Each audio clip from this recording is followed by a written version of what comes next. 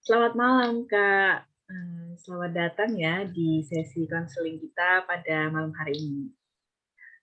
Sebelumnya, saya akan memperkenalkan diri terlebih dahulu. Nama saya Silviana Arbahusna, biasa dipanggil Arba. Ya. Dan kali ini saya akan menjadi konselor yang akan memfasilitasi kakak di sesi konseling ini. Kalau boleh tahu, nama kakak siapa ya? Oke, selamat malam juga Kak. Perkenalkan nama saya Mutiara Sabrina Lava, bisa dipanggil Mutiara atau juga Brina. Oke, nama yang bagus ya Kak ya. Iya Kak, terima kasih ya. Oke, gimana nih kabarnya Kak Brina? Untuk fisiknya alhamdulillah baik gitu. Mungkin kalau mental itu agak sedikit down Kak akhir-akhir ini. Oke, sepertinya banyak nih keluh kesah yang ingin diceritakan. Terus sehari-hari Kak Brina ini kesibukannya apa ya? Saya kuliah Kak. Oh, kuliah. Jurusan berapa dan jurusan apa nih Kak? Hmm, Saya jurusan tasawuf dan psikoterapi, udah masuk semester 4 ini, Kak. Wih, sudah lumayan ya dari semester 1 ke semester 4 dan kurang lebih nanti bisa kurang 2 tahun lagi lah ya, sudah setengah jalan. Oke. Iya. Sebelumnya saya ingin mengucapkan terima kasih kepada Kak Brina yang telah meluangkan waktunya untuk mengikuti sesi konseling pada malam hari ini. Sebelumnya, saya juga ingin menginformasikan kepada Kak Brina bahwa segala sesuatu yang diceritakan pada saya akan menjaga kerahasiaannya dan menjaga privasi Kak Brina. Jadi harapan saya, Kak Brina bisa menceritakan semua keluh kesah kakak secara nyaman. Tetapi bila sesi konseling ini berlangsung dan Kak Brina ini ada indikasi sesuatu yang membahayakan diri kakak, maka saya punya hak untuk melaporkan hal tersebut pada atasan saya. Oke, apakah di sini ada yang ingin ditanyakan, Kak Brina? Sepertinya tidak ada, Kak. Sudah cukup jelas. Baik, jika tidak ada, apakah kita bisa memulai sesi counseling pada malam hari ini? Iya, Kak. Bisa. Silahkan. Oke, tadi kakak sempat menceritakan bahwa sepertinya kakak masih mentalnya ada sedikit down ya kak ya. Eh, Kalau boleh tahu nih, Kak Brina ini mengetahui dan bisa menghubungi saya itu bagaimana ya kak? Dan mengetahuinya tuh dari mana gitu? Jadi gini, Kak. Kemarin kan, saya kan biasa buka Instagram ya, buat cari-cari info atau mungkin buat hiburan semata gitu. Nah, waktu kemarin tuh nggak sengaja waktu aku buka Instagram, kok lihat ada poster gitu kan. Itu poster kayaknya tuh menarik sekali gitu. Dan ternyata itu poster dari tempat di mana kakak kerja gitu. Dan saya baca-baca, kok kayak jiwa-jiwa dari saya tuh kayak terpancing buat mencoba menghubungi kontak person yang ada di poster tersebut gitu. Dan akhirnya saya menghubungi tuh. Dan kok ada feedbacknya Kak, saya balik oleh adminnya gitu kan. Dan akhirnya kita buat schedule dan jadwallah pada hari ini dan jam ini Kak. Oke, alhamdulillah ya kak ya kita bisa bertemu pada sesi counseling pada malam hari ini. Oke, sebelumnya apa sih sebenarnya tujuan kakak tuh menghubungi saya? Jadi kan itu ya Kak ya, orang tua saya gitu kan kayak menyuruh saya agar kuliah tuh paling nggak 4 tahun gitu Kak. Mohon maaf Dan kak, suaranya bisa lebih keras lagi mungkin. oh iya Kak.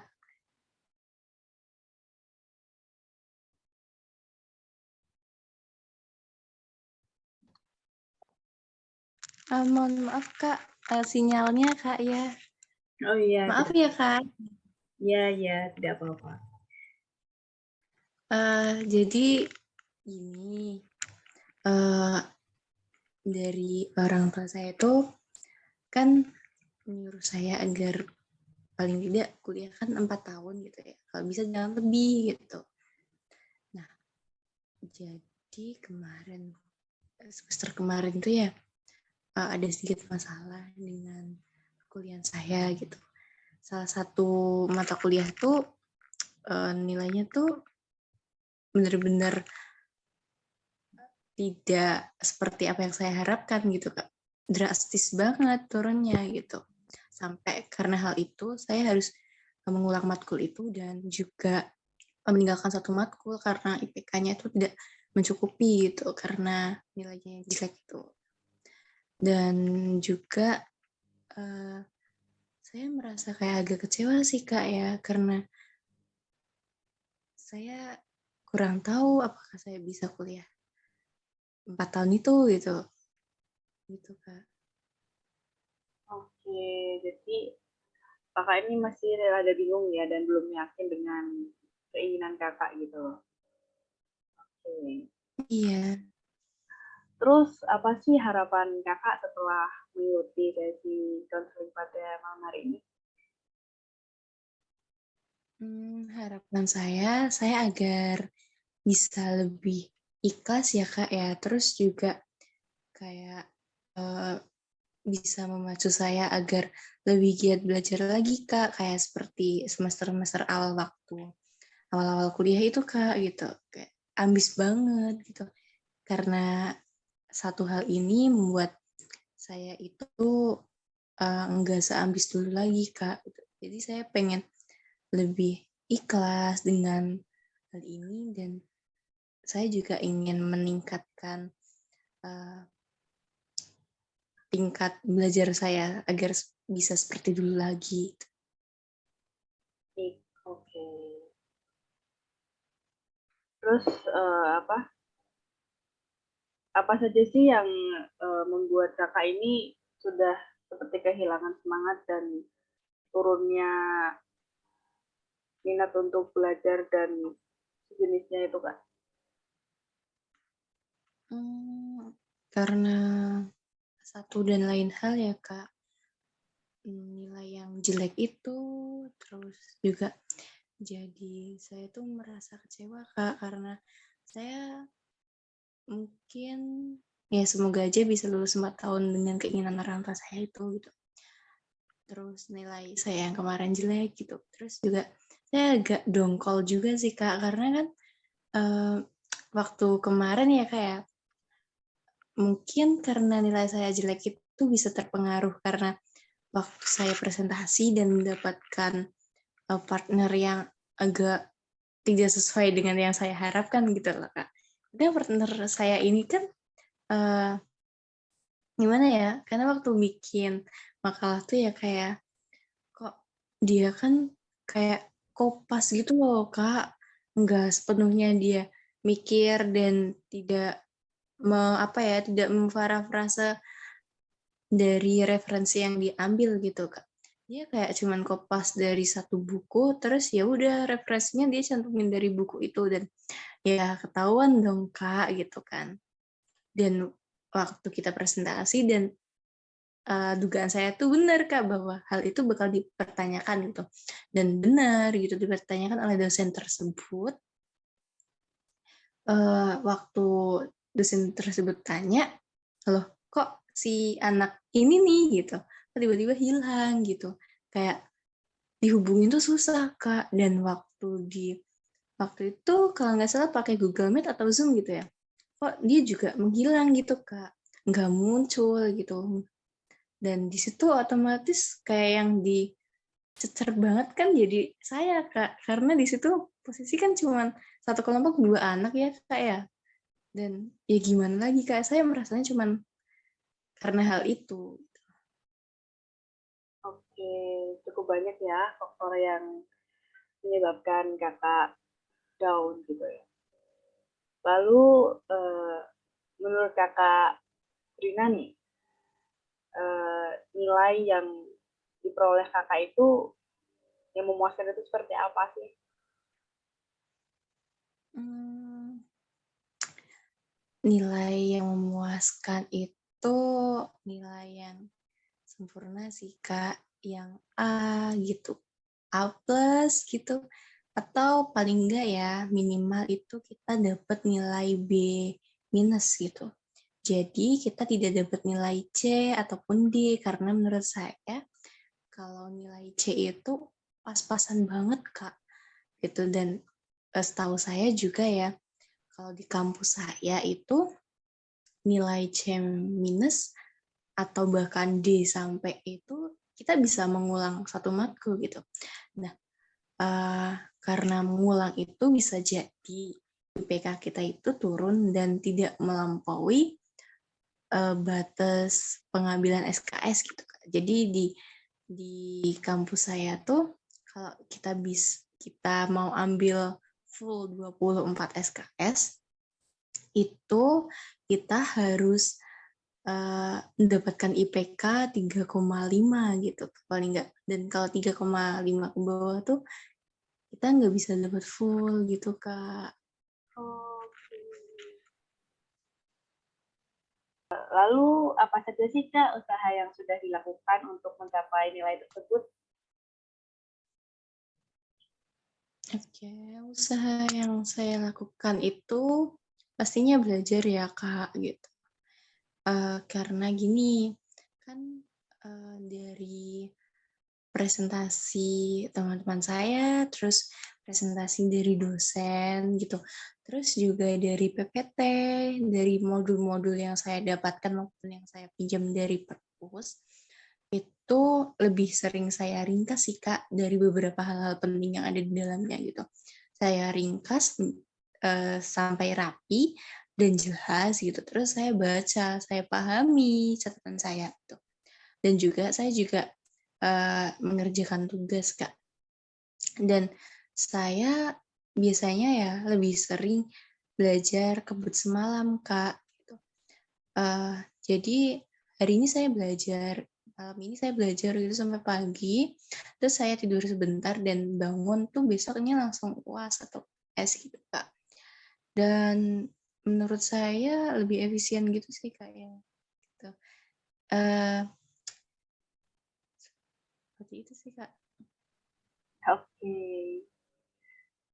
Lalu menurut Kakak apakah usaha yang dilakukan itu sudah maksimal? Sudah, Kak. Karena kan ya gimana ya, posisi kita membaca dan menulis itu pasti lebih cepat masuk, Kak, ke dalam pikiran kita. Nah, namun sangat disayangkan ya, dosen ini ya, juga kalau misalkan ada ujian nih, Kak, ya, dia tuh lebih sering bikin soal yang bercabang, Kak. Jadi, kita kita lihat nomornya tuh emang 5 nomor, Kak, tapi waktu dibaca itu berenak-pinak, Kak, banyak banget cabangnya. Jadi sebutkan, jelaskan gitu. Terus juga habis sebutkan, jelaskan kadang di dalamnya masih ada soalnya lagi, Kak. Jadi nggak bener murni 5 gitu, Kak. Jawabannya tuh bisa lebih dari 5 gitu. Nah, ekspektasi saya tuh dari yang apa saya belajarin semalam gitu ya, Kak. Setidaknya kan ada soal gitu ya, Kak, ya, yang masuk gitu. Nah, kadang juga tuh ya emang ada yang masuk, Kak, tapi itu Dan menurut saya kalau disebutkan ya udah disebutkan aja. Cuman di situ udah diminta disebutkan dan juga harus dijelaskan pula gitu kan. Jadi kan ya penting lah Kak ya. Iya betul sekali, sangat penting itu sebenarnya. Nah, itu ya Kak ya, karena hal tersebut tuh saya agak dongkol sama dosen ini, sakit hati banget Kak, karena eh, menurut saya nilai yang diberikan sama si dosen ini dan tingkah laku saya sama tugas-tugas saya dan apalagi ya presentasi saya kan banyak hal yang perlu ditimbangkan kan ya. Namun kok tidak sesuai dengan nilai yang diberikan sama si dosen ini. Eh, saya pikir ya atau karena waktu presentasi itu kali ya atau gimana Kak. Itu yang membuat saya tuh kayak ih agak sakit hati banget Kak. Gimana ya? Karena selama 1 semester ini padahal saya sudah berusaha semaksimal mungkin gitu ya. Namun kok ternyata si dosen ini kayak ngasih nilai kok jelek banget, tidak sesuai apa yang seperti saya inginkan gitu loh Kak. Oke, dengan timbulnya sakit hati tersebut nih Kak, boleh kalau dijelaskan lebih lanjut nih terkait dosen yang buat sakit hati Kakak Gina ini gimana? Nah, seperti yang sudah saya jelaskan ya Kak ya, si dosen ini tuh uh, itu kayak ngasih soal ujian tuh kayak beranak pinak, terus juga si dosen ini kan ya menurut saya dosen ini tuh cerdas ya, karena dia tuh kayak menuntut semua mahasiswa dan mahasiswinya itu supaya perfect dalam melakukan sebuah presentasi gitu. Namun kan ya kita yang namanya mahasiswa dan mahasiswi kan masih dalam proses belajar ya Kak ya. Jadi kan kita tidak bisa seperfect apa yang si dosen ini mau gitu. Kita cuma bisa melakukan apa yang menurut kita terbaik gitu. Dan apalagi ya Kak ya, karena hal tersebutlah itu yang membuat saya agak sakit hati juga gitu. Udah itu saya udah berusaha semaksimal mungkin yang saya bisa, namun kok alhasil kok nilai saya gitu gitu. Menyebabkan saya harus mengulangi satu matkul dan meninggalkan satu matkul pada semester berikutnya gitu loh. Oke, uh, ketika Kak Bina mendapatkan nilai tersebut nih, nilai yang kurang memuaskan, apakah ada usaha Kak Bina untuk menghubungi dosen dan memperbaiki nilai itu, Pak? Untuk usahanya itu saya sudah melakukannya Kak gitu. Saya sudah menghubungi si dosen yang bersangkutan gitu ya Kak ya. Namun alhasil tetap saja nilai saya tidak ada perubahan Kak. Karena si dosen itu mengatakan bahwa bukan cuman karena absen kamu penuh saja, namun ada beberapa faktor yang mendukung kenapa nilai kamu jelek gitu. Tapi saya merasanya kayak bahwa selama 1 semester ini saya baik-baik saja gitu, saya tidak ada masalah sama dosen ini, dan apa yang sudah saya lakukan itu sudah maksimal menurut saya gitu. Seharusnya tidak seperti itu, namun ya bagaimana gitu. Si dosen ini tuh kayak ya udah tetap aja gitu ngasih nilai segitu dan tidak ada perubahan sama sekali, Kak. Oke, tadi kan Eka sudah menceritakan bahwa perasaan kakak ini sudah sakit hati, sudah kecewa seperti itu ya kak ya. Lalu menurut Kak Brina ini apa sih yang membuat kakak ini mendapatkan nilai tersebut dan tidak bisa diperbaiki lagi gitu? Hmm, untuk pastinya saya tidak begitu tahu, Kak. Gitu. Namun saya sempat menduga-duga gitu, atau karena waktu presentasi itu teman saya menghilang waktu dipertanyakan tentang makalahnya kah, atau soal UAS-nya kah, atau soal UTS-nya, saya kurang begitu yakin sih, Kak. Lalu, apakah pengalaman tersebut pernah dirasakan oleh Kak Brina di mata kuliah atau dosen yang lain? Setahu saya tidak ada sih, Kak, cuman satu matkul dan satu dosen ini saja. Namun sebenarnya ada kemungkinan sih, Kak, buat semester depan itu bakal ketemu dosen ini lagi dan saya takutnya hal tersebut bakal terulang kembali. Oke, sudah ada muncul rasa trauma sepertinya ya Kak ya. Lalu, Iya nih, Kak.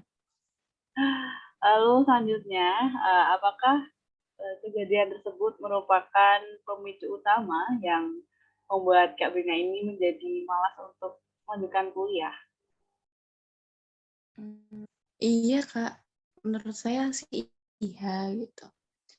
Dari hal-hal tersebut yang sudah saya sampaikan itu, sepertinya itu termasuk salah satu pemicu juga sih gitu. Karena mungkin terlalu saya pikirkan ya, akhirnya timbulnya menjadi beban dan akhirnya saya jadi down gitu. Dan parahnya lagi nih Kak ya, karena hal tersebut saya jadi susah untuk mengontrol emosi saya gitu. Dan untuk kan dulu saya sempat ambis nih Kak waktu awal-awal kuliah gitu. Dan sekarang tuh udah kayak bener-bener buat belajar tuh males banget Kak. Lalu, apakah Kak Brina ini merasa bersalah nih karena melampiaskan emosi pada orang yang sebenarnya itu bukan sumber utama yang menyebabkan kakak marah seperti itu? Saya bener-bener merasa menyesal sih Kak. Kalau buat bersalah sih pasti ada gitu, tapi lebih gede menyesalnya sih. Uh, di waktu saya marah itu, saya emang nggak merasa apa-apa, namun pada beberapa jam setelahnya gitu, atau mungkin besoknya itu kayak saya kayak, ih kenapa ya waktu itu kenapa saya jadi marah ke dia, padahal dia bukan si penyulut emosiku gitu. Tapi kok malah jadi terlampiaskan ke dia gitu. Ya gimana lagi ya, namun kan juga udah terjadi dan saya cuman bisa minta maaf aja ke orang tersebut gitu. Dan untungnya nih Kak ya, untungnya orang itu tuh kayak mungkin dia memaklumi pada posisi itu saya masih emosi gitu. Mungkin dia maafkan sih, semoga saja. Jadi tuh ya Kak ya, kadang juga saya merasa benar-benar bersalah sih Kak, karena emosi saya yang sulit dikontrol ini, saya tuh jadi kayak salah melampiaskan emosi gitu Kak. Kan pernah nih, jadi pada waktu itu posisi saya tuh emang masih marah banget dan di waktu itu juga saya diajak ngobrol nih Kak sama orang gitu. Namun orang ini tuh bukan pemicu amarah saya muncul gitu. Cuman pada waktu itu emang amarah saya tuh lagi di puncak-puncaknya. Dan dia tuh ngobrol yang menurut saya menyinggung perasaan saya juga sih. Cuman karena waktu itu saya emang masih emosi banget, akhirnya emosi saya tuh keluar semua, Kak. Dan ya terlampiaskan ke orang ini gitu. Nah, di waktu itu tuh saya kayak merasa salah banget gitu. Kok bisa sampai keluar kayak gini? Kok nggak bisa kekontrol gitu loh, kayak emosi saya. Oke, kesimpulan yang bisa saya ambil dari cerita Kak Brina, bahwa yang telah terjadi hari ini atau masa lalu kita bisa terima saja. Semua semua yang kita jalani pasti ada hikmahnya. Akan ada hal baik yang menunggu kita di masa mendatang. Jadi jangan takut apabila Kak Brina untuk lulus 3,5 tahun sampai 4 tahun belum tercapai. Lalu, solusi yang dapat saya sampaikan dari permasalahan tersebut, sebaiknya sebelum Kak Brina menyampaikan materi yang telah disusun, supaya lebih menyiapkan lagi dengan matang. Agar nantinya ketika ada pertanyaan dari Bapak dosen untuk kelompok Kak Brina bisa dengan mudah menjawabnya. Seperti itu Kak Brina. Lalu, apakah cukup jelas Kak Brina atau ada yang ingin disampaikan lagi? Sepertinya sudah sih, Kak. Oke, kalau begitu kita cukupkan sesi pada hari ini. Untuk jadwal yang berikutnya nanti akan dihubungi oleh asisten atau sekretaris saya. Terima kasih kepada Kak Brina, tetap semangat untuk menjalani perkuliahan pada hari-hari berikutnya. Iya, Kak. Terima kasih kembali.